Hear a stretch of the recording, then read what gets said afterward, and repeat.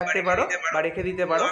তো আমি যেহেতু 30 মিনিটের মধ্যে দেখাচ্ছি, তাই প্রথমে 20 মিনিট ছানাটাকে রেখে দিয়েছিলাম জল ঝরতে, তারপরে আরও 10 মিনিট আরও একটা কাপড় লাগিয়ে এইভাবে করে ছানা থেকে অতিরিক্ত রসটা বেরিয়ে গেল। পুরোপুরি কিন্তু ছানাটাকে শুকিয়ে ফেললে হবে না, ছানার মধ্যে হালকা জলীয় ভাব কিন্তু অবশ্যই রাখতে হবে।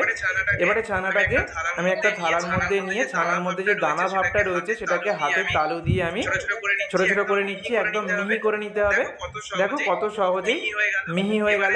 এবারে যে এলাচ মানে এলাচের দানা আর চিনিকে গুঁড়ো করে নিয়েছিলাম, সেই মিশ্রণটা আমি হাফ চামচের একটু কম পরিমাণ দিয়ে দিলাম। তারপরে নিয়ে নিয়েছি এখানে অ্যারারুট। মিষ্টির দোকানে এরকম একটু অ্যারারুট ব্যবহার করে, অ্যারারুট দেখো 1 চামচের একটু কম পরিমাণে আমি নিয়েছি।